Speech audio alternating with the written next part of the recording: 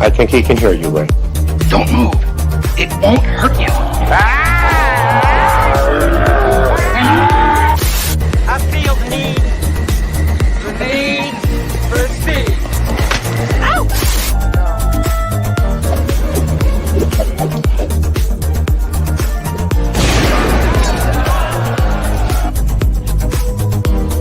So together we're the Three Amigos. Primary, stop. Batman, what happened? Are you okay? He's slimy. It's getting hot in here. Is it just me? No, go past this part. In fact, never play this again.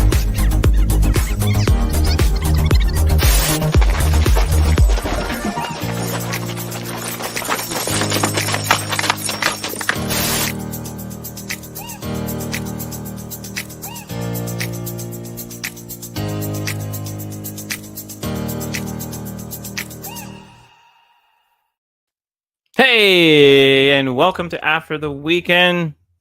We got a colorful bunch here, and two men in shades. Yeah. I won't be in mine for long because, as I told y'all, I cannot see this screen. So right now, y'all are over here, but I'm trying to look at my camera. So these are going to have to go. My screen through my shades, so. Yeah, you look great. You look good. You look like you came from a place that we're going to review, Miami. But we do have a few announcements before we do that. But if you're I'm new not gonna lie, I really thought you were gonna show up in a pastel shirt and a sports coat. me, Yeah. no, I went the neon fish. I don't have a white sports coat. I have a black one. So, I mean, I used to have one, but it got dirty. Welcome everyone to the channel. Yeah, this is After the Weekend. We review shows or movies from the past, and we kind of relive those memories. And before we get started, though, we do have a few announcements. I'm not sure what happened between now and over Easter with Beard of Liberty, but what happened, dude? Like you went from this to you now. What happened? Look, I told you, just don't ask why the neighbor's dog is shaved. Just You don't ask questions. Well, you look good. You look good. Why'd you shave it off again for the show? Are you trying to hide something from everybody? That is so weird to me. I've looked at myself for so many years, bald. Seeing myself with hair of any kind just seems wrong. There's an actor that Beard looks like with hair, and I'm trying to find a picture. Okay. Well, while you pull that up, shout out to friend of the show, Jacob Ironside, meme master, for putting this out today. It does look really good. I like the come over effect though. That looks great. Oh, okay, here I found it. I found the guy's name. Let's see if I can get a good picture. Yeah, whenever I was going bald, I refused to accept it, but I wouldn't do a comb over, so I did a comb forward to just kind of blur the lines between the bald and the knot. Looking back at pictures, it was awful. It is pretty bad. But I'm glad you tried. Well, I feel bad because there's a young picture of him and there's an old picture. By all means, the young picture is who it reminds me of. But here, I just got to say, you looking an awful lot like Mickey Jones. Mickey Jones. Mickey Jones. Had to say it. Hey, Aaron, how you doing? I've been shaving my head for 20 years. I don't remember what I looked like with my hairline. Okay. Oh yeah, you do kind of look like him. Yeah, I'll take that. I'll take that. Yeah, that's good. I mean, he's always plays a good character Yeah, in TV shows. He's always good. And movies. Yeah. So I thought you were going to bring up something that I was going to laugh at and just be like, "Oh, like how Sasquatch." But no, I appreciate that. That's good. Yeah, I'll take it. you look good. You look good. You should try next time. Don't shave it. We will accept you with hair. So, Well, also we have one other thing we want to do. We want to do a shout out to a friend of ours. He is he likes to travel around in the theme parks. His channel is growing pretty good in the last few months. He's really close to 3,000. He's a good friend of ours. He's been on the show before. This is Tom Rogue Attraction. Here he is in the chat. He is really close to 3,000. I think he's got about 80 to go.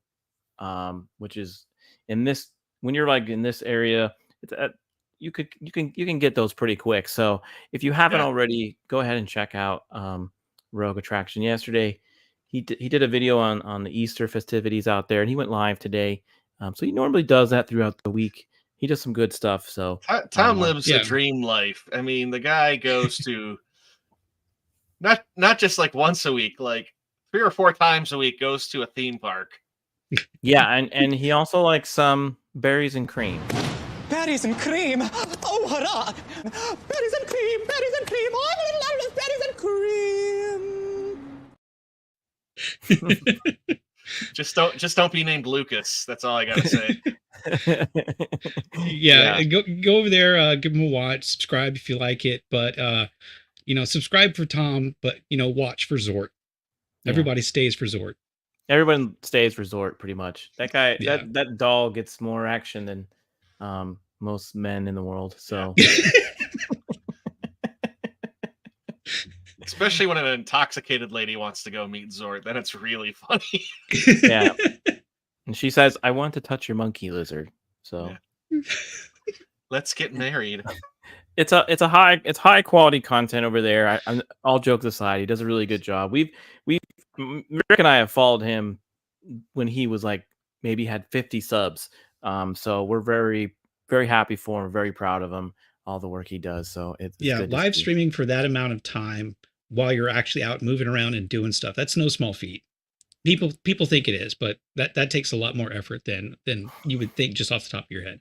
Something too, he's got memberships on his channel, and if you are wanting to plan a vacation, if you subscribe to his highest one, he'll help you plan your Disney vacation. I'm not kidding.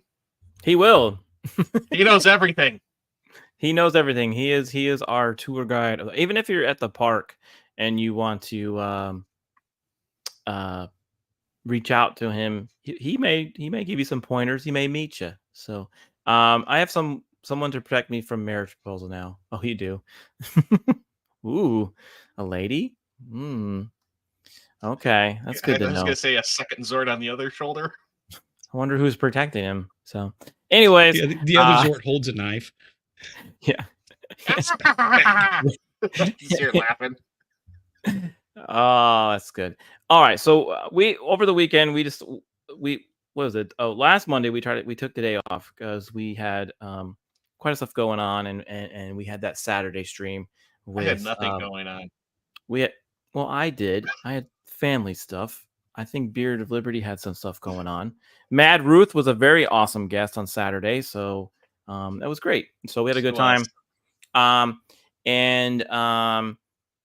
We didn't get to end March with Cops on ATW, so we're gonna do it tonight on April Fools. It's not a joke. We are here for a reason. We are going to review a very my holster matches tonight. Yeah, we're gonna. So I'm gonna make you guess. I'm gonna play something for everyone, and we'll see if you're excited as just as much as I am. What we're about ready to review.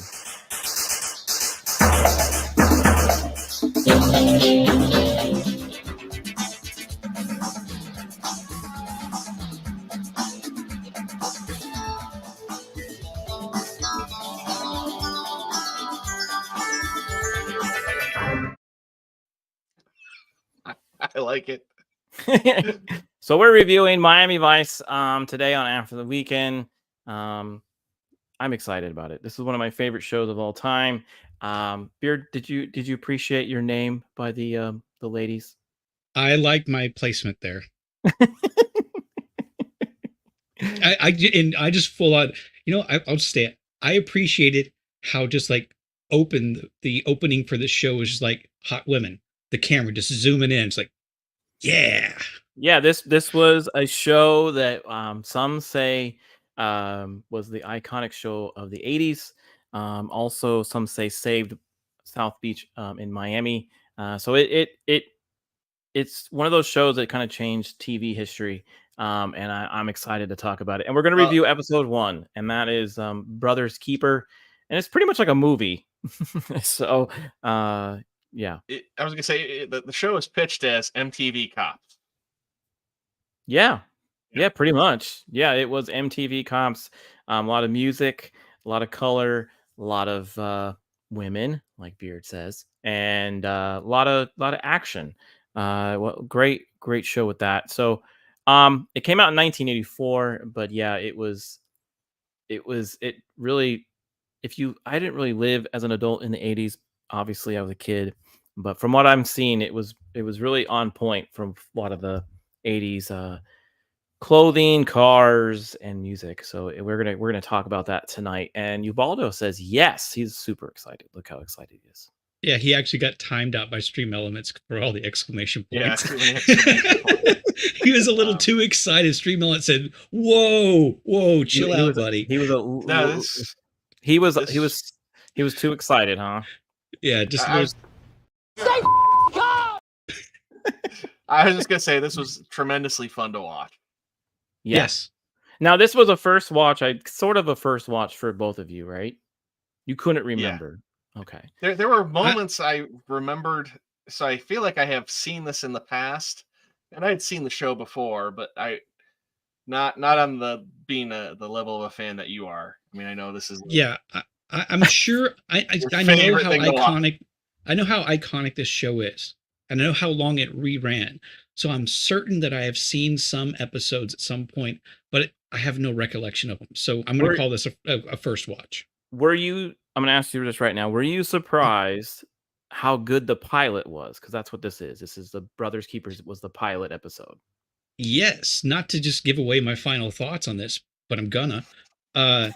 This made-for-TV movie / pilot holds up better, and I think was more engaging than a lot of what is released in Hollywood and theaters right now. Yeah, you are absolutely. I agree with you. I do agree with you, Rick. What do you think about that? Yeah, no, I mean, I thought it was phenomenal. Not only that, I mean, I was kind of surprised by it, and you know, I don't want to talk about it all quite yet, but just that was not what I thought the history of Crockett and Tubbs was. Ooh, all right. Of how they got together, because I just assumed they were just always in Miami. Okay, that's good. That's good to know. We'll talk about that. So, yeah. So Miami Vice was a TV show. It ran for about 5 years, from I think 84 to 89, I believe. Yep. And the best seasons, if you're gonna do a binge watch, so literally the best seasons are 1 through 3. After 3, it kind of gets that stage of the TV show where you're like, maybe you should hang it up, right? So, kind of like season 7 or 8 of Game of Thrones, but yeah, it's sort of like that. And I can talk about that a little later. But yeah, this was directed by Thomas Carter, written by Anthony Yerkovich, produced by Michael Mann, and then this particular episode was on 1984. And it was 1 hour and 32 minutes. So it's basically a movie. So if you wanted to watch a cool cop movie, and you just wanted to get an idea of what Miami Vice is, this definitely start with season 1. So episode 1. Well, I was gonna say too, like, yeah, this was blocked off for 2 hours, but the actual running time of the episode was 1.5 hours. But which is just kind of crazy. I'm like, there was a half hour of commercials. That's half-hour commercials. Yep. With it. But Thomas Carter, he's done some stuff that I think everybody probably has seen. I looked up, you know, kind of his career, and he did like Coach Carter. He did Metro with Eddie Murphy. He did a fair amount of stuff in the 90s and late 2000s. Michael Mann did Last of the Mohicans, right? He did. Yeah. Yeah. Mm-hmm. Michael Mann is a huge producer. Did Heat. Now I'm The Aviator, Hancock. He did the first Witness. Hannibal Lecter film too. Oh, and he did Manhunter. recently Ford versus Ferrari. Oh, okay. Yeah, Okay. yeah. That probably explains a little bit why this is punching so far above its weight class. Being a TV pilot. Yeah, That's some talent. Hey, Beard. Hey, Beard. Sorry. Michael Mann is. I mean, he's a great producer in Hollywood. But and then the writer Anthony Yerkovich. He did Miami Vice. He did Hill Street Blues, Fantasy Island, and he even did the film, the Miami Vice film, and Starsky and Hutch too. So I mean, did a lot of cop stuff as well. I mean, that was clearly he had a talent for a certain type of storyline. Yeah, and this one was just a little different. It was one of the first shows to have music themed to characters and events. So if you notice, once you start watching most of the seasons and the episodes, you notice Crockett has his own theme when things happen to him. Tubbs has a theme music. Even the car chases have their own theme, and it's not really the same song all the time for the event that's happening on the show. It's usually they pull something from MTV that's popular at the time. I don't know if you noticed in this show, there were like 3 number 1 hits in this show. There was there was a Phil Collins song in there tonight. Everyone knows that one. I like the ironic "Girls Just Want to Have Fun," but we'll probably get to that story beat later. Yeah, there was that one. There was "We're Gonna Party." I think that was I can't remember his name at the moment. There's a lot of pop culture in this movie, references, songs, clothes. Like I said before, so you get that throughout the whole season, and it's pretty neat. I was gonna say, like, a lot of like the music with like Tubbs' scenes very much reminded me of Scarface, like very disco pop music. I don't know why, it just made me crack up like every time. Yeah, he had a solo scene going. Yeah, it and there was some grittiness to it, right? I don't know if you on the version you watched, but the version that I have is on a DVD. It's still in the original format, and it was very gritty. It was a lot of, you can tell that it was filmed to be a kind of a grittier show than what was out there at the time. And we'll discuss what's out there. They didn't try to make it like Hollywood pretty. There were a lot of sweaty people in this. It's Miami. Yeah, I mean, exactly. It makes sense. Yeah. Even Mrs. R2, she didn't get to watch all of it, but she'd come into the living room and she's like, every time I come in here, it's got some song that I know, and she's like, it's banging. Yeah. It's like I said, it's got some good stuff, and this is one of my wife's favorite movies as well, or shows as well. Special episodes, any like favorite episodes. She would have picked one out of all the TV shows she's ever watched. This would be one of the best. But yeah, it's going to be a fun ride to talk about it. So here you go. Here's some stills from other episodes, other images of throughout the years. There's quite a few things that happen here, like, Crockett changes hairdos. But the style goes through the style of the 80s. So if it's very, they're like very good at keeping up with the times, which I thought was neat. Well, then there was that moment when Tubbs grew a beard. So that's season 3. I think that's season 4, season 3. That's when they started getting a little darker. They actually removed some of the color to the TV show, and that's when a lot of people were more turned off. We only got to watch the first episode.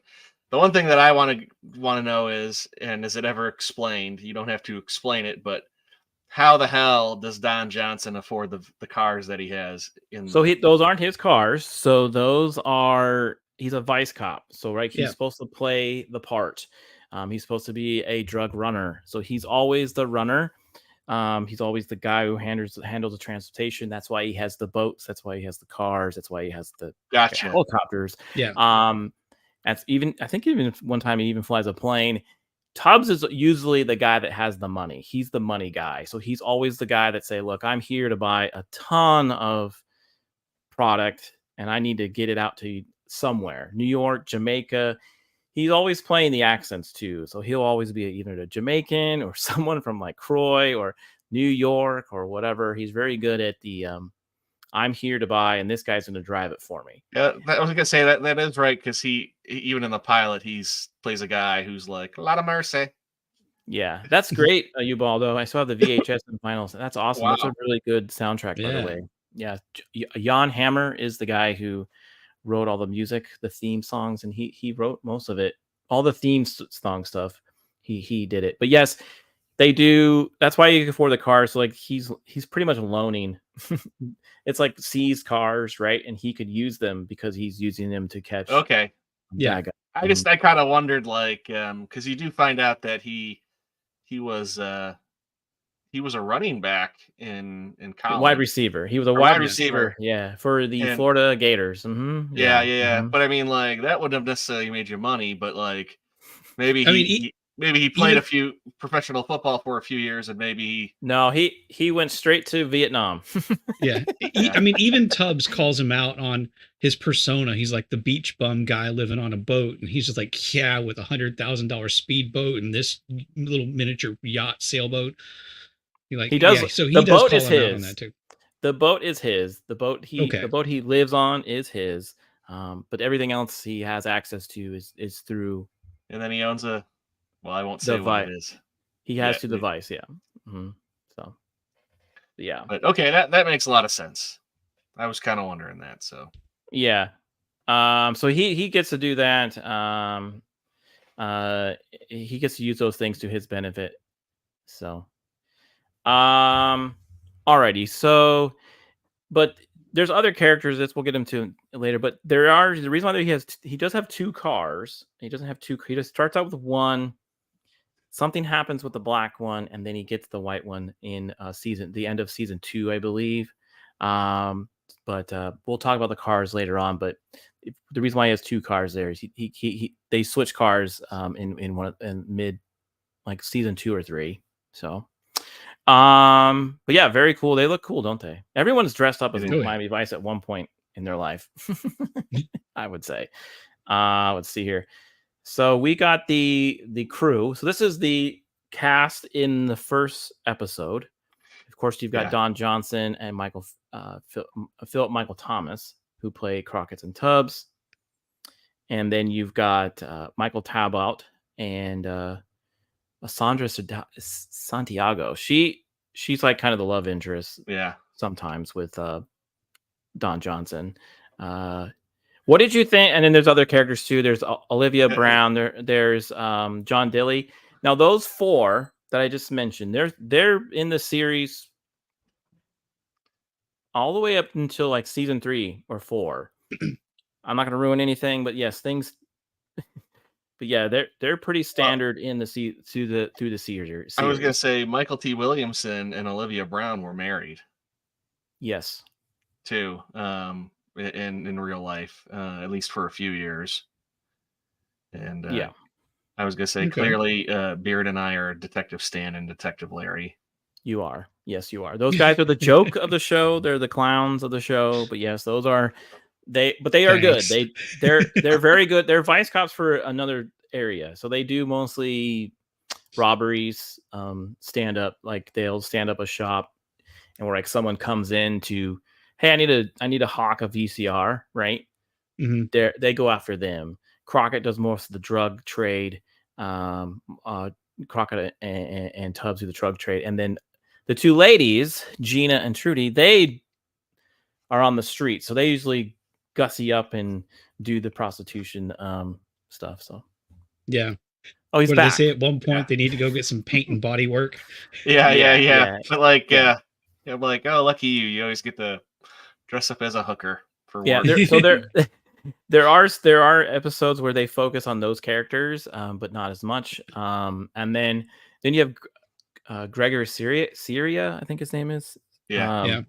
He's the lieutenant. Fun fact: he's only in this until the 4th episode of season 1. There's a transition. Then they get the new lieutenant, and that's the one that's there for a while. He actually reminded me a lot of Sam Lloyd, who played the lawyer on Scrubs, like his facial features, and it distracted me the entire time. Like Latino version of him. Yeah. He though was creepy as well at the same time. Like there was something like that, like didn't seem right about him. Yeah. Most critics of the show at the time did not like him as a character. That's when they brought on the new lieutenant later Edward James on. Olmos. Yeah, and him and Crockett had a real good chemistry, and they kind of. I mean, I would say that him kind of being off-putting worked for this specific storyline that we have here. Mm-hmm. Yeah, and they do a very good job. That definitely worked, but I also can see how that wouldn't last long term. Yeah, see, this was back in the 80s when TV shows came out every week. And sometimes they were writing them at least a 1 or 2 shows ahead of time. They weren't already written. They weren't already packaged. They were writing them as they were filming them. So they had to make, sometimes they would have to make changes on the fly. Mm-hmm. And but any transition that happens, if they swap out an actor or do something with someone's storyline, it usually always makes sense. And they're really good about that. So, but yeah, then you got Belinda Montgomery, who plays Caroline Crockett, which is Crockett's ex-wife. And their storyline continues on most of the series too. And then you've got the main baddie there, the Colombian Miguel Pinero. So he Esteban. Yeah, his story arc goes through most of the series too. So it's good. It's good stuff. And they played off that ending well to carry on. That was I think a really well done ending to like resolve what the story that we had here, but still say, but we're not done. Come back for the season. Yeah. No, it was good. Well, and then Martin Ferrero, who later would go on to be eaten by a dinosaur off a toilet. He's always good. He's good. He's the only other actor that appeared in every episode of the show, along with Crockett and Tubbs. Mm-hmm. Yeah, and he always plays the this one he plays a different character than the rest of the show. Yes. So there are times in this show where they do that kind of funny thing that most British shows do. Where like, hey, didn't you die? But then you play someone else. They do that a lot in this show. Yeah. So, and I did read that happen with the guy who plays Scott Wheeler there. He later showed up playing like an FBI director in an episode. Yeah, a lot of repeat actors at that time. It was kind of funny when they did that. So that's one thing we could do is we can like do a whole rundown of like who how many people played multiple people, because that does happen.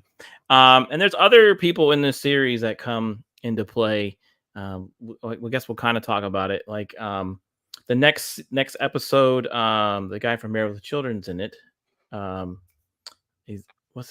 O'Neill. Ed O'Neill. Yeah. He's a bad guy. Then you've got Bruce Willis. He's in one of these episodes. You've got quite a bit of range of young actors that end up being really good later in life. So one person I didn't include on here, it just occurred to me when I was putting these slides together, because I was like, I'm missing somebody, is Jimmy Smits is in this. He's in the beginning of it. And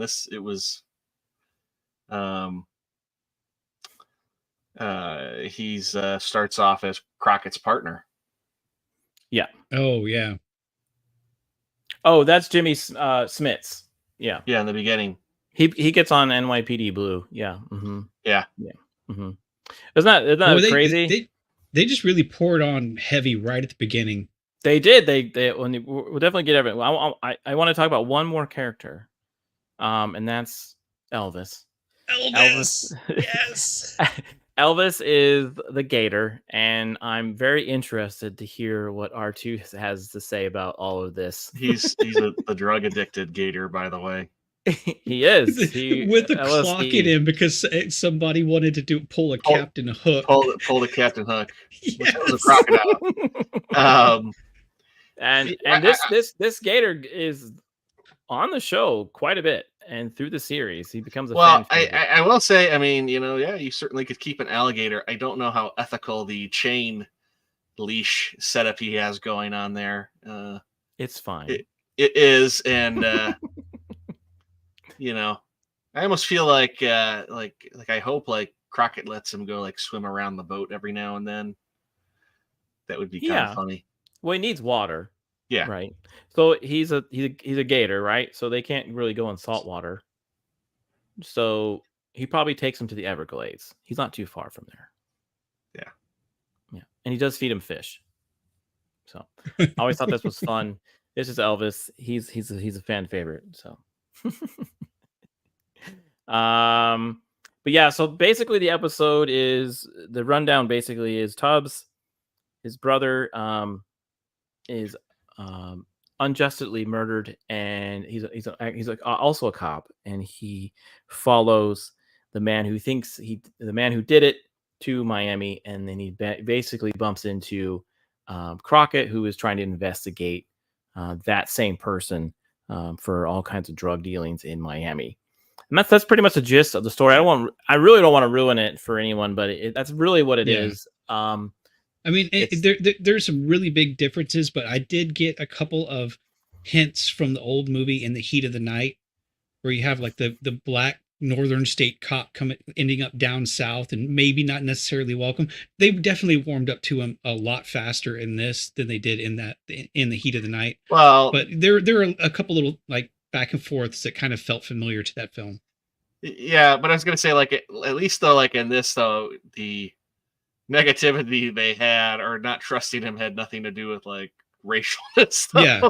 No, it was actually kind of like it was kind of more in some of his responses where, I know you Southern guys think we all look the same, but look at that picture, and there were some things there that might have been anticipated judgments that I like weren't played out by Crockett. He just didn't really want to work with him. It had nothing to do with race. Yeah, he said it there was a line where he said, "Look, you could think I'm a beach bum, I'm party, whatever, but when it comes to being a cop, I'm completely by the book, and the fact that you're down here, pretending, can throw all this whole case out." And he didn't like that, but Tubbs understood what he was doing. He was just like, they create a really good friendship, I think. And without getting into and spoiling things, the fact that he goes down there under kind of false pretenses and but to try to avenge his brother, I think anyone with a sibling would understand that. Yeah. That also though is, to me, I felt like that was very like a very 80s police like trope though. Well, it might have not been, because like I said, this show started a lot of that.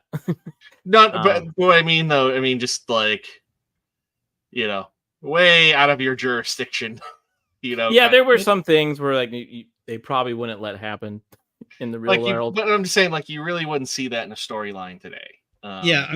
There was a little bit of holdover into the 80s from the like 70s Death Wish kind of revenge storylines. Yeah. But this made it more police by the books as opposed to Charles Bronson just going out there and shooting a bunch of dudes. Yeah, and the other thing too is they both go through something similar. Like they get betrayed, right? In a way. Like he gets they get kind of, their life gets shaken up. Like Tubbs' brother dies, right? And he's like, what do I do now? It seems like they were very close. And they go over that. They go through that to the series, like why that really mattered to him. But like Crockett had a true friend that ends up betraying him. So that was also a very interesting storyline in this episode as well. I was gonna say Tubbs's brother was a vice cop, and wasn't Tubbs like? He was like a street cop. He was like was it arson robbery. or was it burglary? Yeah, robbery. Yeah, he was just a basic street cop. Yeah. Mm-hmm. Yeah. And as well. And then with what happens to Don Johnson's character, and like that scene, like I felt bad Well, not only that, like too, like even like Tubbs knows that there's a leak in the department, and Crockett's kind of suspect of that, and he even suspects somebody in particular. And you kind of, like when that moment happens, it was kind of like, oh, that is the guy, and then it ends up not being when him. he just decides to put off a call that sounds really important, that Yeah. because they're about to have a meeting. Yeah, but then you find out really who it was, and it there- hurts me there- more. There are a ton of instances in this. Like I've said before, this is definitely punching above its weight. When Crockett goes to break bad news to a lady, and this is old. It's almost as old as we are, but I don't want to spoil it if anybody's not seen it because it's that good. But when he goes to break bad news to her at a diner, you get this tiny little moment where they're in the back. She's, like, don't tell me. And like a cook comes out, like a busboy's walking back, and he just puts his hand up and goes, no.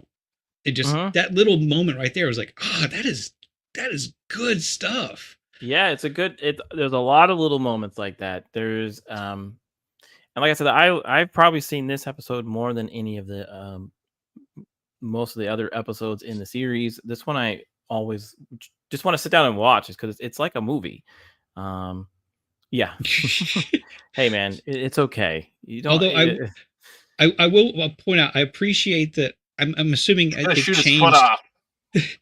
I'm assuming it changed as the series went on, but the style differences between the Miami cop and the New York cop, as far as what they wear. No, obviously Tubbs changed more to the kind of the Miami style for the series, but in this you see the physical differences in their style.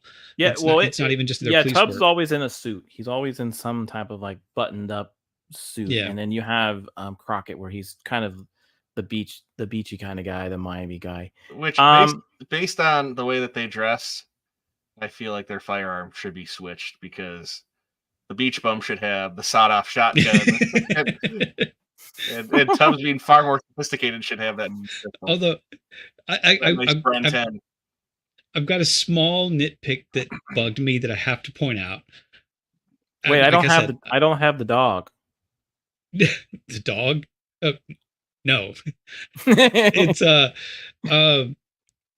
no vice cop would go dropping their actual names in public as much as these guys do. And I know it's fiction, but nobody, like, they're in a club and they're talking normally, like normal people, and then somebody walks up and then they start switching to accents and in fake names. Then he leaves and they're like, all right, we're just back to regular names. It was the 80s. No one. I know. It's the tiniest little nitpick, but yeah. Don't give me that. Stupid fact, homies. You know what? I was just gonna say, hilarious to have seen during that scene with the four of them, and then all of a sudden they look over at Beard, and he's like, "You aren't real." But we don't really have in the theaters. But I did want to talk about kind of like what else was around on the what kind of it competed against. But we don't really have the theaters. But we do. I couldn't do the numbers tonight. Shut your drums and stop kicking us face! We're trying to watch the movie! Okay, you said you couldn't do the numbers. That's true. I mean, I tried to see like what was the budget of this, because it was like a movie, and they just was not able to not available. Yeah, it was spent by drug money. So this came out. This was on Friday nights at I think it's 10 p.m. Eastern. Back in 1984, as you can see there, it was didn't really have too much competition in the first season. But it did come after Dallas. Now Dallas was a very popular show at the time. I'm sure Beard knows about Dallas. It was like a Texas show. Yeah. And then you had Dukes of Hazzard, but then during football season you had Monday Night Football. So if you ever watch like old clips of football, NFL football, they do sometimes they'll you'll catch it. They'll say, "Hey, tonight is Miami Vice." But it came right after Monday Night Football on NBC. Just another one that stood out to me was V. V was a real big V sci-fi show. But I was going to say though, but this doesn't necessarily cover what night during the week these other shows were on. It just shows the season. Yeah, I mean, this is Friday. This is Friday. Is this just? Oh, this is just Friday. So that's what I said. This is just Friday. Okay. Yeah, this is Friday night. So if you were going to tune in on a Friday night on 10 p.m. Eastern time, this is what you would watch. So I got you now. Okay. This is Friday. Remember Webster? He was like the pocket version of what was that show with Gary Coleman? Why can't I think of that show? That name? I don't know. I was almost gonna say The Facts of Life, but that's not that show. Yeah. I don't know. One thing that's really good in this show is the cinematography, right? Would you agree on that? Yes. Yeah, I mean, there are things that you definitely like certain shots you definitely know are like somebody who appreciates the art of cinematography, like the reflective hood on that car driving through the night. It focuses on the reflection from the hood and slowly pans up to the road that you're driving on. When they did car chases in other TV shows, different strokes is what it was. Yeah, different strokes. They didn't film them like this. This was very new at the time. We're putting the camera on the cars, on the hood, on the bumper, filming at night. This was all very new to TV at the time. They did it real. Like today, they'd put a car on a trailer and tow it. Nobody would actually be driving. It's like, we're going to put you behind the car. We've got most of the traffic blocked off, but don't wreck it. It's a Porsche. Right. And I know Rick has some really cool fun facts about all this stuff. But this scene is probably one of the best scenes in TV history. This is the In the Air Tonight scene where it's the final battle. They're finally get to go see if they can take out this guy, the Colombian, and there's such a build up to it because like Crockett is like, look, I got to call my ex-wife. I might die, right? I'm gonna give her a hello, tell her what's going on with that, and then you feel every pace of that scene. Yeah, it's done really well between them because it's like he knows they're over. He knows there's no going back. He just wants to know that when they were together, was it real? Yeah, it's that little bit of reassurance, not only for him, but to know that she knows it. Yeah, it's a great scene. So it's such a I can watch this over and over. It's such an awesome scene. What did you think about it when you watched it, Rick? When you first it's phenomenal. I mean, I was gonna say like one like the angle right here. I mean, you didn't really see that a whole lot in film. I mean, there was a few times. I mean, prior to this, you did like. I definitely want to say you saw angles like this in like Bullet, right? Which was a phenomenal, kind of phenomenal car chasing. But like today, though, like you can go buy a GoPro and a mount kit and film something like this yourself.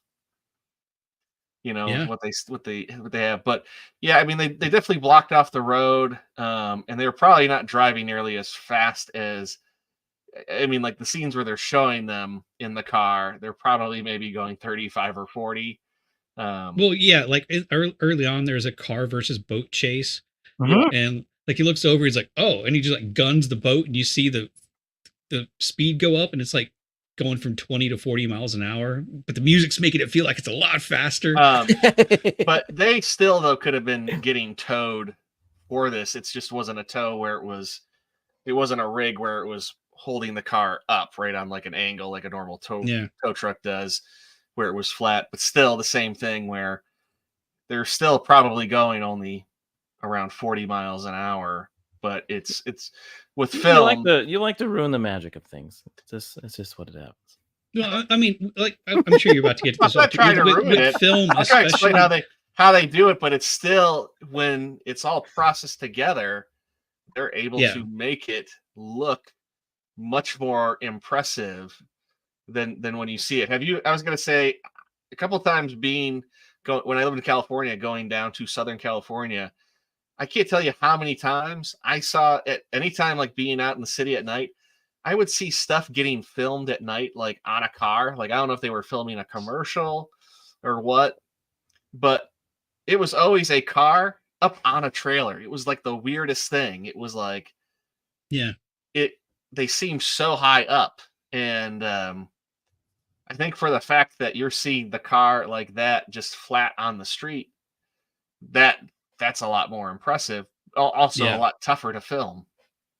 Yeah, I mean, especially at night, because you have to go with faster film, which you lose some details in that, but you also, that's what kind of gives you that sense of speed at a lower speed, because you get more motion blur in it. Yeah. This whole scene was filmed fantastically. Even the boat scene that you're talking about where he races there, that's Tubbs and Crockett when they first meet. Yeah. When they're racing the boat and the Camaro at the time. We're gonna before we get into the fun facts, Ubaldo had a question for us. Which car do you guys love best? So I guess he's referring to either the black Ferrari or the white Ferrari. Oh, the white Ferrari Testarossa is definitely okay. Testarossa is definitely more iconic, and younger me would have picked that absolutely. But I like this sort of like almost a little bit cross between sports car and muscle car that you get with the Daytona. So I think I'm going to go with that one. Me too. We're going Daytona. See, the Daytona looks like that ugly Mustang from the 80s. No. What? I don't know the why. Closest thing to that is a couple of early not Porsches, the front of it, but I'm talking about like the rest of the body. No. Like, it's very basic. I'm not a fan of the lines on it. I had to correct myself in the chat. I said Porsche earlier because this reminds me of some early Porsches, like I think the 944 maybe, but it's definitely different. But it kind of has that same sort of profile, a much simpler design. But no, I can't agree with you on that. I'm going to put my foot down. Yeah. No, I agree. I think the black Ferrari, just because it's the original car for me. But yeah, they have the transition. A funny story about that, and I'm not sure if this is on your list of fun facts, Rick, but when they built the white Ferrari car, they just did it for the show. It didn't exist. Most people thought it did. Who can afford it, they went to the Ferrari dealers and asked for the white Ferrari. Ferrari didn't have them, so they actually had to make them, customly make them for people who wanted them because it didn't exist. So one of the most iconic sports cars of my childhood, when everybody, if you're a guy, either had a Lamborghini Countach or a Ferrari Testarossa on your wall. It was a made-up car from the start. The white one, yeah. Well, yeah. Okay. Because Ferrari really only made cars in red and black. Oh, specifically the paint. Okay. Yeah, because that's Ferrari red is iconic. They just made red, and it wasn't until I want to say that after the popularity of this did they start to offer white and then yellow. And I don't know if the yellow came before white. Yellow might have been another option prior to that, but I want to say and like black. I think those are like the four colors you can get a Ferrari in. I mean, here's the other thing: when they did the transition, the Testarossa was black, and then the next episode it's white. By the way, well, I'll get into a little bit behind that too. Yeah, there's all kinds of crazy stuff in the trivia, but yeah. So, but the white car, it was customly made just for. Ubaldo's telling you that the Mustang has a more square body. It is, but like I don't know. I'm looking at it right now, and part of me kind of goes like, "You want me to boo him, Ubaldo? Ubaldo, tell me if you want me to boo him. I'll be fine." I don't know. It's very simple in design. Yeah, and everybody knocks that Mustang for being ugly, but that thing is. Are you talking about the 5.0? That one has like apparently a lot of aftermarket like boost potential and is a serious drag. Are you talking about the Mustang 5.0? from Yeah, the the one 80s. the one that Schwarzenegger drove in Twins up on two wheels. That one? You don't like that car? It's an ugly car. I'm sorry. I own one. Okay. Man. He's Move this man!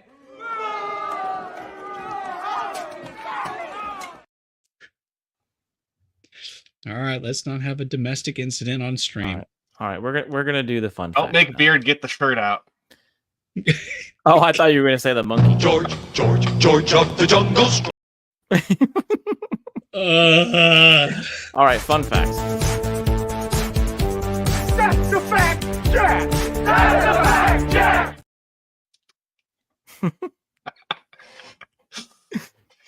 Gets out You some know- monkey. You know, we're like what? What are we like 7 from 400? I'm sure we lost like 2. Yeah, probably for that. Yeah. By the way, people, we are about like 7 from 400 subs. So if you want to share this to your friends, if you really like us that much, please do. And, I think we would be. Look, if you hate us, share us with people that you hate. They might like us. Mm-hmm. Yes. Ubaldo has to know several other people. Come on. Yeah, at least one or two. Okay. Well, trivia here. Show trivia tonight. This was Jimmy Smits' first TV role, and not only that, Jimmy Smits was originally in the running to play Tubbs and Gary Cole for Crockett. Gary Cole played the dad in the Brady Bunch movies. Ooh. Okay. Yeah. No go. Yeah. No go. So if anybody's trying to figure out who that was, this is the only episode in which a genuine black Ferrari Daytona Spider was used as Crockett's car, and only in one scene where Crockett is sitting in the car waiting for Leon. According to legend, the real Daytona belonged to a local doctor who had rented the car out to the production crew, but who refused to let the arrangement continue after the car suffered over $1,000 worth of damage in an accident on set. So I should have looked up what that was, but that's probably like today, like 7 or 8K Yeah. damage. So pretty significant. The Ferrari Daytona Spider convertible that featured in the first season of the show was one of 2 replica kit cars that was built on a 1980 Corvette chassis with Ferrari hardware by Tom McBurney for an important Al Madricon. And the cars were bought for the show after Madricon lost them to the IRS. So that was probably the other thing, too, I was going to say, most likely about some of the other cars, even the Ferraris. I wouldn't be surprised if those were actually kit cars. I believe the Testarossa was real because Ferrari donated it to Miami Vice, and that's why they made it white. Well, they probably maybe had a real one for certain shots, but probably for other things they had kit cars, and that's a pretty common thing in the film industry because one, it's less money to if they damage it, and then it's easier to repair it. And I know it's not as rare, so it doesn't seem as special on screen. But I would have taken an 80s Corvette over that Daytona. That's my favorite era with those fenders. Gotcha.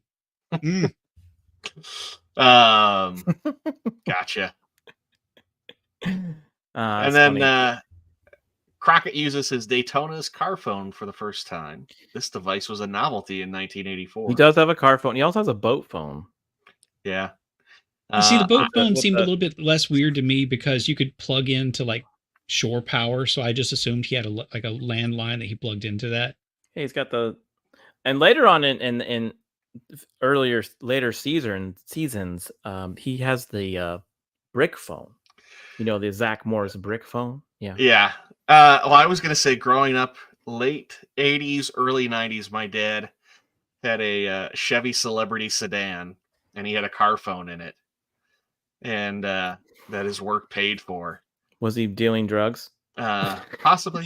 It was the tech industry, He was a vice cop. It was confiscated. But like as a kid, I remember being like, "How can a car phone be in a car?" Because I'm like, right, telephone poles and everything. I never saw where like the actual like a brick of all like the actual components of the Wi-Fi, the wireless. Yeah. But my dad had a car phone, and I'm shocked. I mean, he was on that thing a lot. I am shocked he never got in an accident. That's probably the most impressive thing about it. It reminds me of my uncle who was in tech that had an early cell phone. And I made a comment about it as a kid and was like, oh, that's so cool. I want one of those. And he took it out of his like hip holster and handed it to me. He goes, you can have it if you can answer every question that people call you about. I kind of feel that's probably what your dad had to deal with. Yeah.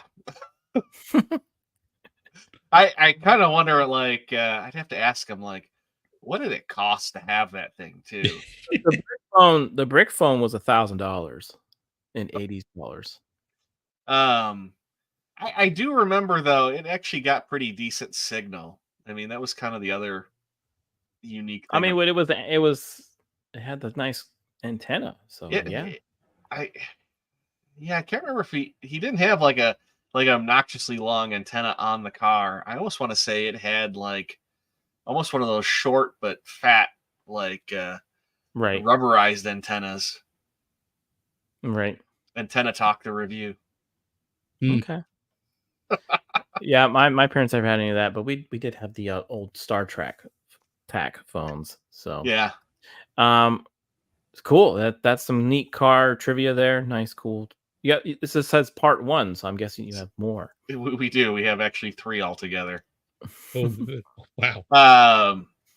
The Carlisle Hotel condo, where Crockett and Riviera are introduced, still exists, and has also been featured in movies Scarface, Bad Boys, and The Birdcage. Yeah. Do you notice that Scarface came 1 year after this? 1 year before this show. And Miami at this time was going through like some kind of crisis. It was kind of a small town. According, for the early 80s, it was a small city, and it was going through like the Cuban crisis. It was going through a drug crisis. It was hit pretty hard, and that's why they made these shows, to highlight what was happening down there in Florida. I don't know if it's still there, but about 7 years ago, I was down in Miami for a business trip, and we were on Miami Beach walking along, and I don't know if it's still there, but there is a Johnny Rockets towards the south end, and above that Johnny Rockets is where they filmed the chainsaw bathroom torture scene for Scarface. Nice. And I was gonna say, like, if you look it up on like Google Maps, it's actually located on there. Like, it's okay. Somebody has it pinned there too. Yeah, those are all good Miami films, though. Scarface, Bad Boys, and even Birdcage were all great Miami films, and or South Beach films. And I would credit Scarface and Miami Vice for kind of changing that city. Yeah. So, along with all the drugs. I mentioned this one earlier, but I did get it wrong here when I first mentioned it. But Martin Ferrero would return in several episodes throughout the series as Izzy Moreno, Crockett and Tubbs' street informant, and the only character outside of the principal cast to appear in every season. Yeah, from things I've watched, episode by mistake. From things I've watched in the past, when they first, because he's kind of like real Puerto Rican, right? He's very funny, kind of. Yeah.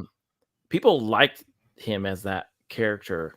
And when they got rid of him, they're like in the pilot, I think a lot of surveys from the show asked if he can come back, and he did. Well, and maybe even the production themselves, that happens a lot too, where they'll get an actor in there and they impress the hell out of them, and either they'll keep the character or they'll make a new character for them to come back as. I mean, a great example of that is the Fonz was supposed to be like a one-off character, and ended up becoming the biggest character on Happy Days. It's always a risk, because sometimes you get the Urkel factor. Well, I was gonna say, but like Chris Pratt as Andy Dwyer on Parks and Rec, same thing, was only supposed to be on like the first or second episode, and he cracked them up and got written into the show. Yeah, it's similar to that. Yeah, I just know a lot of people liked him. But he's he's very hilarious throughout this series. When Leon is being dragged out of the court, you can hear them call the next case as Sonny D. Barnett, which is Crockett's alias in future episodes. It is. Mm-hmm. The $70K bribe of Crockett's former partner, adjusted for inflation, would be $209,000, 2024. That's cheap for a drug dealer. Still, though, I mean, that's still a lot of money. I mean, yes, it is. But as you hear at a certain point towards the end of the episode, who would run on a $2 million bail? A drug runner. A drug dealer. Yeah. And that kind of hinted at how small Miami was at the time. They were just like, no one's going to do that here. And that's how it was in the 80s. Like those banks, they had to build bigger banks because so much money was being laundered and flowed. If you ever wanted to get a good history of why they made these shows and what was happening in Miami, Cocaine Cowboys is a great documentary on that. It basically tells you exactly what happened in Miami, why it went from this small beach town to a mega city. Wait, is Nicole comparing Cocaine Cowboys to Golden Girls? Because that's there has to be a comment where that makes sense previously, but right now it sounds like we're running drugs and laundering money. Geriatric women. Well, they some people have said Miami Vice and Golden Girls changed Miami's history. Okay. I got it now. All the retirees wanted to retire to Miami because of Golden Girls. Which in Golden Girls they're like all 40 and 50. They're not really retirement age. Yes. Golden there should have been a crossover of Golden Girls and Miami Vice. Well, they do kind of. Okay, Blanche it's funny that you say that. As being a prostitute. I've watched Rose Golden Girls. Gets caught up in the drug trade. See, you're saying this, and you don't even know what you're talking about because that actually does happen in the show. In Golden Girls, they talk about how they're filming Miami Vice, stuck in some traffic. They say that stuff all the time, and they were on the same network. And there are times where like their grandsons would come visit and like, hey, can we go check out, Crockett and Tubbs, or can we go see whatever? Or they're dressed as Miami Vice, or people That's are like funny. Characters are dressed up. Yeah. It's funny that you said it. You're joking like it never happened, but those two shows did somewhat of a crossover. Yeah, that's funny. Yeah. It was always Golden Girls and Miami Vice. It wasn't Miami Vice and Golden Girls. Gotcha. All right. And then last year, I've got this episode aired on Sunday night before the show moved to its normal 10 p.m. Friday time slot for its second episode. It aired again on Sunday, July 28th in 1985 as the NBC Sunday Movie of the Week. Yeah. And had higher Nielsen ratings than its initial repeat in January 1985. And like Beard said, this is a movie. This is a movie. If you wanted to actually, down, and I think I wrote that down wrong too, as it should have been January 1984. It's okay. Do you want me to boo you? Yeah, boo me. Here we go. Move this man.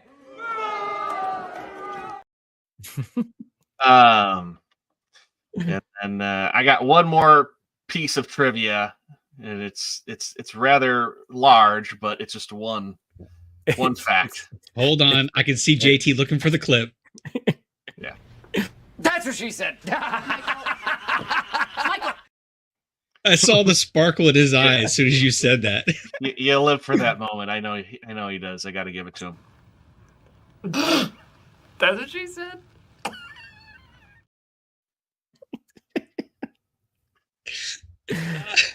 Oh, okay. I need to find that yippy dog. I'm so mad at myself for not. I need to make a clip of that. Yeah, and uploading it. I know. I'm sorry. I've been busy. The building at 1116 Ocean Drive in Miami Beach, in which the scene of Crockett and Tubbs searching Leon's apartment were filmed, was bought in 1992 by Gianni Versace as his Miami residence. It was also where he was killed by serial murderer Andrew Philip Cunning in 1997. Oh. I don't know if you guys remember when that happened. That was a huge story. It was. I wonder if because they filmed outside and inside that apartment. I wonder if it's both the same, like they did. No, the entire location. The building underwent extensive renovation and expansion throughout the 1990s. Don Johnson later related an anecdote in an interview that he was once invited to the residence by Versace and couldn't help but feeling that he had been in the building before. It then came to him that's the location where the filming for the scenes at Leon's apartment had taken place. Don Johnson recalled that when they were shooting the scenes, the whole structure was so run down that there were holes in the floors and the ceilings. The building is now a boutique hotel, restaurant, and event location. And wow. Yeah, and that was all of South Beach. Like South Beach was not a happy, bright place as that you see today. It was kind of run down. Yeah, there was a lot of crime too. Derelict buildings. Mm-hmm. Well, plus all the it's right next to the ocean. I mean, the salt breaks things and down. a lot of in the 80s, a lot of the Cuban refugees would come over. They would live in South Beach, and that's where a lot of the crime was happening in that time period. I wish what's her name? They used to come on our show. Shanti. She lives. I think she lived in Miami. She did. But there is somewhat of a difference between Miami and Miami Beach. Mm-hmm. Miami Beach is like very much has a small city feel to it. And is almost kind of like one big long strip. Yeah. As well. And then you get into the city and that's more like an actual city. Right. Well, I'm glad you brought this trivia because it does point out the fact that area of town back then wasn't very good. No, and then I mean, because of again, right, the popularity of just pop culture bringing to the area, right? And well, and just as far as kind of the culture of the area, I think it's from Top Gear that I got this during one of their big road trips, is that the south of Miami is much more north than the south. So it's like, I think the way they put it is you have to travel north to get to the south once you leave Miami, because it's much more has the feel of kind of like a northeast kind of city in the U.S. As far as the culture and just the environment and everything. But I can see that, at least from what I've seen, is it definitely is its own unique thing that kind of exists separate from a lot of the rest of the country. Now, have you I'm sure you've played Grand Theft Auto Vice City, right? Yeah, I mean, they did a really good job. It's been a long time since they played it, but yeah. Yeah, but that was set in this time period too. I mean, they did a good job of remaking that. And I heard they're doing it again. But I think GT6 is supposed to be. They're going back. Did Tubbs have a parrot on the show? It's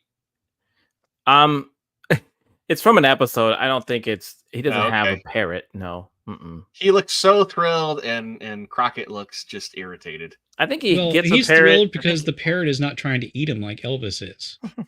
I think he does get a parrot, but I don't think for long. But it's just such a great series. Like if you start with episode 1 and it can keep going. What I do recommend though is you can stop at season 3 and then be okay not finishing 5 and 6 or season 4 and 5. However, you should watch the very last episode of the season because that they do some cool stuff as far as a send off for the series. But yeah, season 4 and 5 kind of literally just the whole show changes. It's not similar to. It's kind of like when, like it's like there's a moment in TV shows when you're like, you should have ended a season ago, right? Yeah, happens to too many of them. It's very weird. Like a lot of the characters or a lot of the actors start writing their own episodes, and they start doing like that is though kind of funny in the sense of that's still very young in a TV series life. Because usually I would say it's like the 7th season, kind of like anything after that. That's where like shows have a tough time. I guess it kind of depends on the arc that the writers had in mind. Once you kind of reach the end of that arc and the studio says we need more, you just go, well, Michael, what if they did this? Well, Michael Mann, he left after I think mid-season 3 so like his vision was someone else's vision in the rest of the series. So they like there was a complete change of writers, producers. So that's why it got a little darker, a little weirder. But I mean, America was changing at the time too. It was getting into the 90s and it wasn't really the flashy 80s anymore. So it was just a sign of the times. But the cool thing about this episode though is the story arc of this gentleman, the guy that they're chasing, kind of goes through most of season 2 and a little bit in season 3. So it's a neat way. It was kind of a new way to do television back then, where they carried a story over a few seasons, right? And then you had like the monster of the week in between. You didn't really see that much in the 80s on television at the time. So this one did it. So yeah, you get to all kinds of, I won't ruin it, but you do get all kinds of story arcs with the Colombian. So it's pretty cool how they do it. All right. So what's really neat is we like to do on our final thought is, hey, what's up, Tim? Hey, Tim. I can see Tim playing Crockett. He could be a good Crockett. You know, I actually watching this had the thought of what what's his name? Josh Holloway that played Sawyer on Lost would have made a great Crockett. Well, they did make a movie in the 2000s. It was Michael J. Fox. No, not Michael J. Fox. Holy crap. It was Jamie Foxx. Jamie Foxx and then Colin Farrell. And it was okay. What's cool about that movie is they actually made a movie out of another popular episode from this series. They just kind of tweaked it. They kind of combined 2 of them, but it's based off. I wish they would have done this one, but they didn't. They did something else. So it was okay. Some people liked it. Some people didn't. It was a little more 2000 Miami. They were more dirty. They weren't really bright. Yeah. I wish they would have done like, do you remember Starchy and Hutch when they made that with like the comedy? Yeah. I wish they would have gone that route. It would have been way better, but they didn't. So for our final thoughts, we actually found out we can write a review on Criticlist. Again, this is criticlist.com, and we like to post our reviews on there when we do our movies and TV shows. We'll be the first ones to review this, it looks like. So we're going to add our review. This is for the episode Brothers Keeper, so this is really cool that we get to do this. All right, so since I'm gonna have a bias here, so if this was me, I'm all the way up to here. So what I want to know what you two know. Let's go down from this. You tell me where it should go. You're still on 100. I know. I would give this above 90, maybe not above 95. It's like low 90s. I was gonna say I would have given this an 85. So but that's for being a show though too. So all right, 90. Give it 90. How about that? Yeah, maybe I'm also a little bit biased just because I was expecting less from a 1984 made-for-TV movie versus what we get today, and I was blown away by. Maybe my expectations were too low, so I might be a little bit biased there too. So we're going 90 here. Okay, it's still in the most excellent, so that's good. Yeah. It's TV, so it's not a lot of graphic language, but it is a primetime TV show, or nightly TV show. So there was a little bit of 80s language, I would say. The honk. What do you call the honky? Cracker. A lot of cracker. Honky. There's quite a few violence. People die. No, but it's not shown. Even when Tubbs gets shot, he just kind of like does this and just keeps going. There's blood. There's car chases. There's murder. Yeah. Okay. We'll put it right here. There isn't really any. There's a little bit of sexual content, not a bit.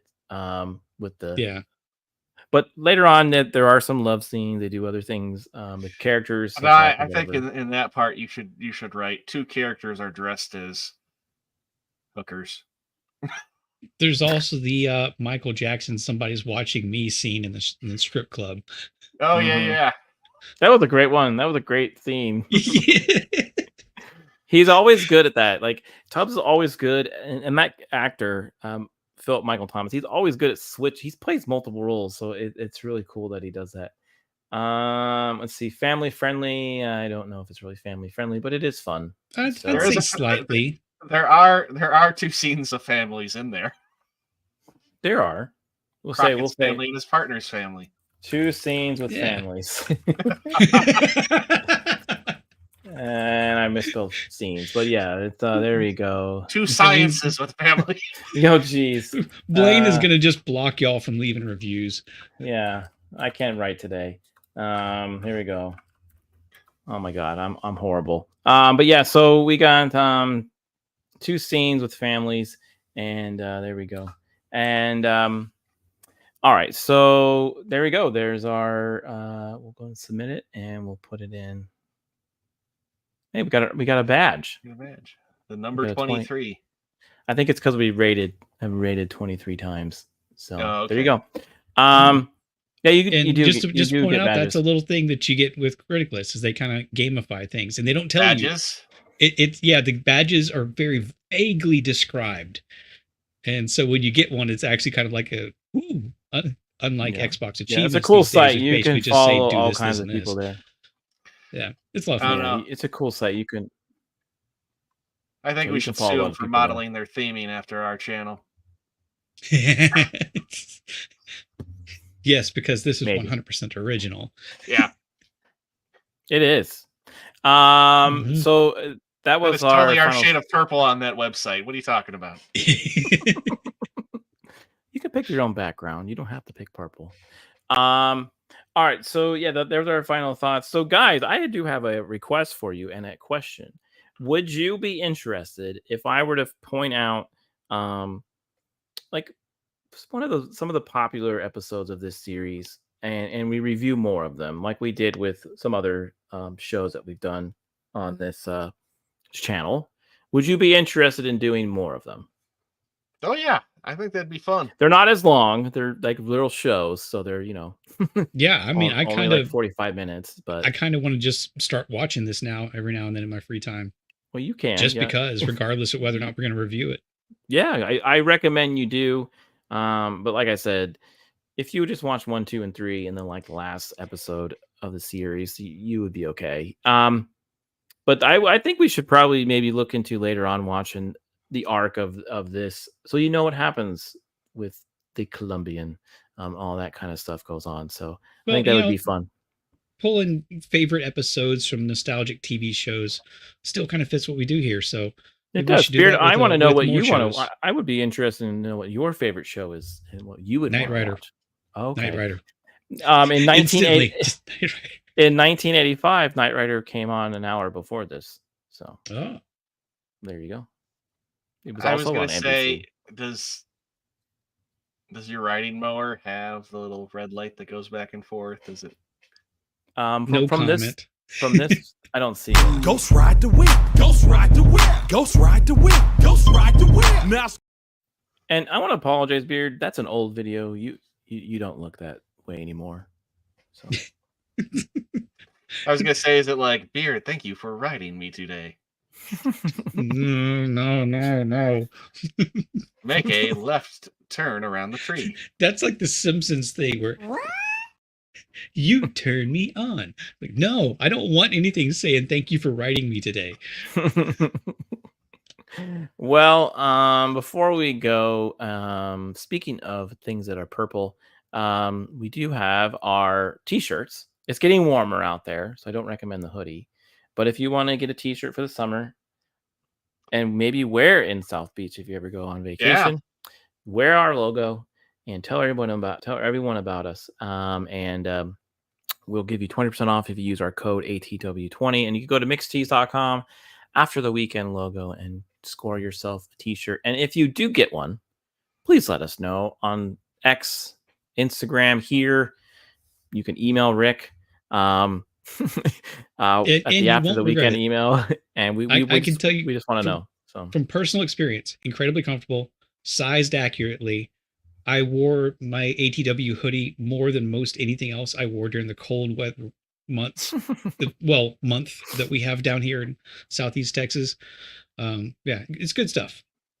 I'm always kind of suspicious about, brand merch, because sometimes you get stuff that's a little kind of, but no, this is, I can say from personal experience, really good stuff. Okay, cool. Do you want to see the intro one more time, guys? Yes. Okay. All right. Here we go.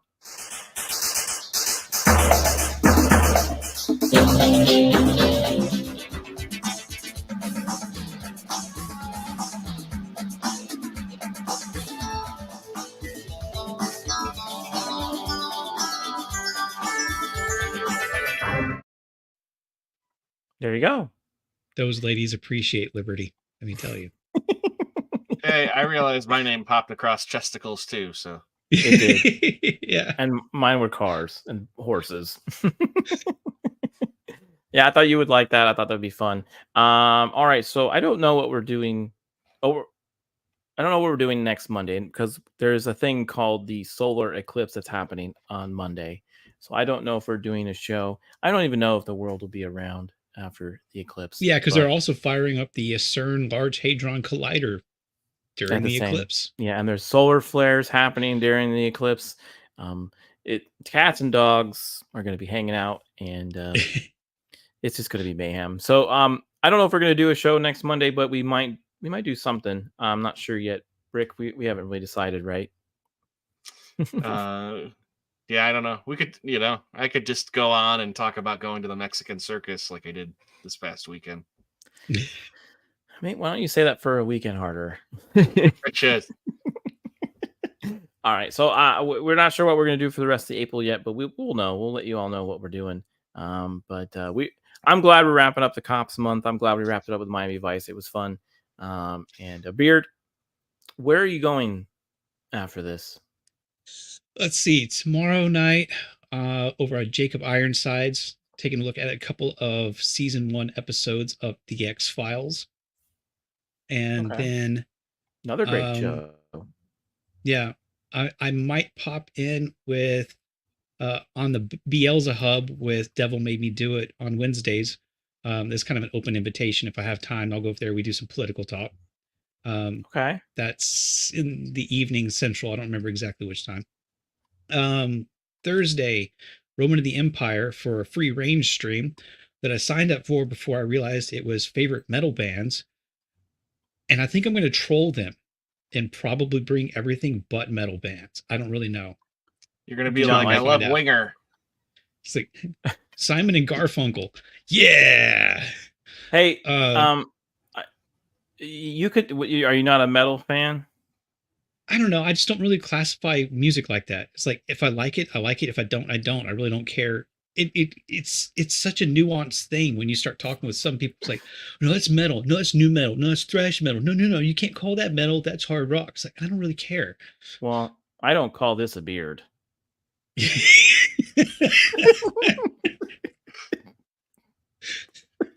Jacob did that because I showed that I could pull my beard around and like tie it up behind my neck.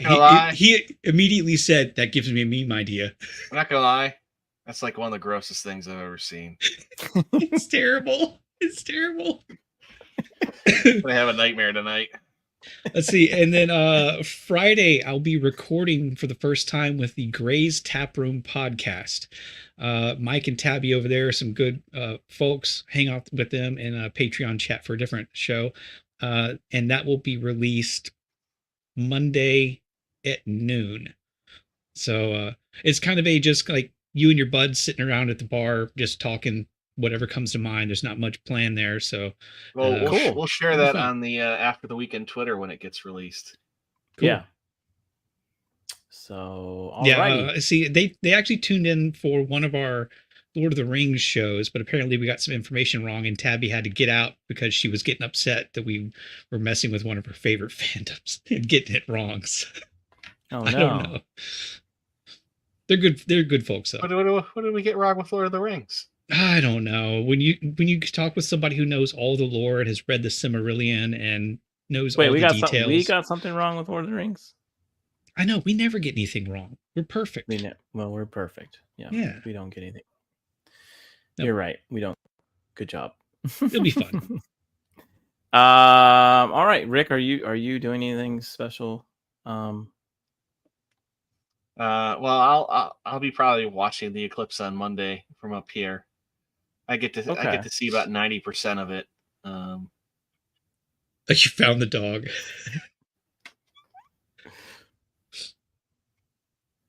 Can't hear it. You can't hear it? Can't hear it. No. Oh, okay. Hold on. But while you're fixing that, it's hilarious. Speaking of eclipse, I might be driving up to visit JT since he's in the path of totality. If the weather looks good, I'll drive up there to view the eclipse, and I'll take pictures so we can finally figure out which one of us is shortest. It's probably me. You can go see where I got stuck in the playground too. Oh yeah. We're not going anywhere. He's gonna stay in the house because sounds like my entire town is gonna be overrun with crazy people. So okay. Yeah. You're not gonna go down there. No, we're not. You're just gonna come straight to the house if you come visit. It's crazy enough that I'm gonna go. drive on that day, let alone drive back. Yeah. Bring dog snacks. That's all I have to say. Yeah, I think you're gonna love it. So.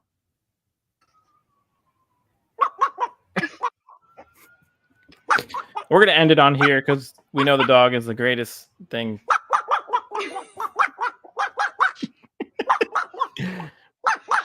I'm going to find you a dog like this, Beard. All right, everyone. You have a good night.